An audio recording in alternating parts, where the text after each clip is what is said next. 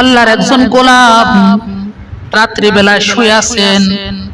রাত্রি বেলায় স্বপ্ন দেখতেছেন হযরত বাইজিদ বোস্তামি রাহমাতুল্লাহ আলাইহি।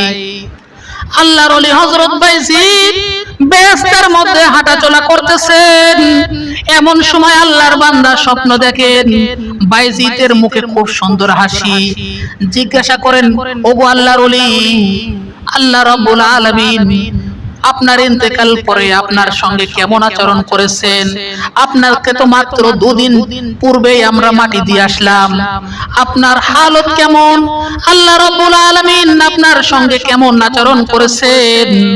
বাইজিদ বোস্তামি রাহমাতুল্লাহ আলাইহি উত্তর দেন, আল্লাহ রাব্বুল আলামিন আমার সঙ্গে খুব সুন্দর আচরণ করেছেন। আমি আল্লাহ রাব্বুল আলামিনের সামনে যখন দণ্ডায়মান হলাম, আল্লাহ রাব্বুল আলামিন আমাকে প্রশ্ন করেন, হে বাইজিদ, আমার জন্য দুনিয়ার বুকে আমি তোমারে অনেক নাজ নিয়ামত দান করেছিলাম, এই নাজ নিয়ামতের বদলায় তুমি আমার জন্য কি নিয়ে এসেছো?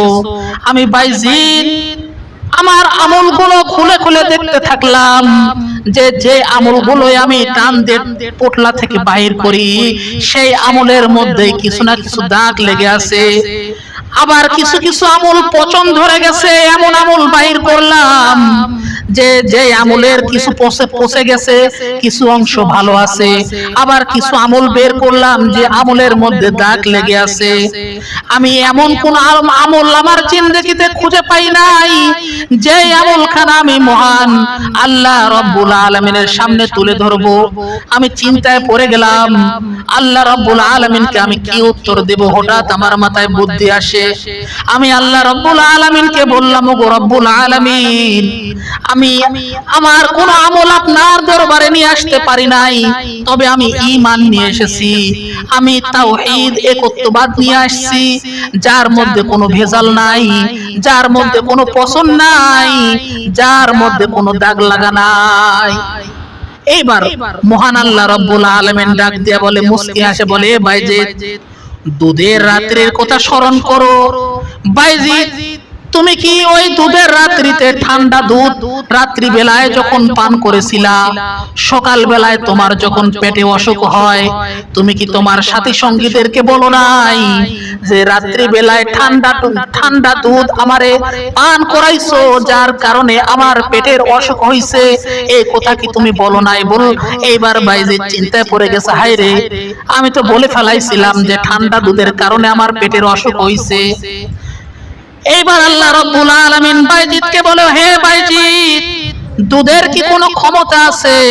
আসলে দুধ গাভী থেকে বাইর হয়, এই গাভীর মধ্যে দুধ কে দান করলো? বলে, আল্লাহ তুমি দান করেছো।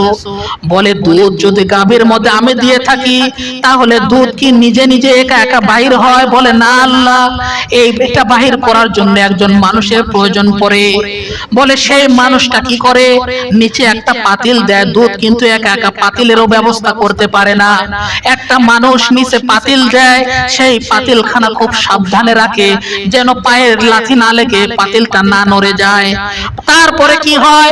তারপরে আস্তে আস্তে পাতিলের মধ্যে যখন দুধ পড়ে, ওই পাতিলটা সুন্দর একটা স্থানে রেখে দেয়।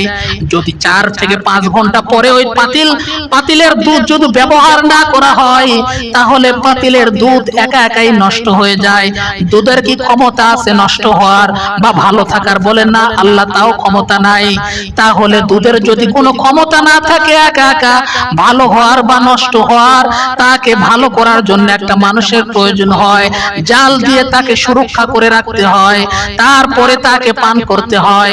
তাহলে দুধের যদি একা একা বাহির হওয়ার ক্ষমতা না থাকে, পাতিলের ব্যবস্থা করার যদি ক্ষমতা না থাকে, জাল দেওয়ার মতো একা একা জাল হওয়ার ক্ষমতাও না থাকে, একা একা ভালো থাকারও যদি ক্ষমতা না থাকে, তাহলে তুমি কেমন করে বললে রাত্রি বেলায় ঠান্ডা দুধ পান করানোর কারণে আমার পেটের ব্যথা হয়েছে, আমার পেটের অসুখ হয়েছে দুধের কারণে? কেমন করে বললে? বাইজিদ চিন্তা পড়ে যায়, ওগো রব্বুল আলামিন, আমার তো কোনো উপায় নাই, আমার ঈমানের মধ্যেও দাগ লেগে গেছে। এবার যতগুলো আমল, সব আমলের মধ্যে কি দাগ আর দাগ, পছন্দ। তাহলে উপায় কি? এটা প্রশ্ন হচ্ছে কবরে। বাইজিদের রূহ কবরে গেলে তো রূহ তো কবরেই থাকে না, ভালো ব্যক্তিদের রূহ ইল্লিনে উঠানো হয়, খারাপ ব্যক্তিদের রূহ গুলোকে সিজ্জিনে দেওয়া হয়। তো উনি ইল্লিলেই দেখছেন ভালো একটা স্থানে বাইজিদের রূহ ঘোরাফেরা করতেছে। এখন পরীক্ষা চলতেছে ইমানের। কবরে গেলে লাগে কি? ইমান। আপনাদের আগে বলছি বোঝানোর জন্য, আমি কিন্তু ভাঙ্গে ভাঙ্গে একটু উদাহরণ সহকারে বোঝাচ্ছি, এজন্য ভালো করে লক্ষ্য করবেন। এবার বাইজিদ বোস্তামি রহমাতুল্লাহ আলাইহি উনি দেখছেন যে আমার ইমানের মধ্যেও দুর্বলতা আছে, আল্লাহ রাব্বুল আলামিনের কাছে আমার কোনো উপায় নাই এখন নাজাত পাওয়ার।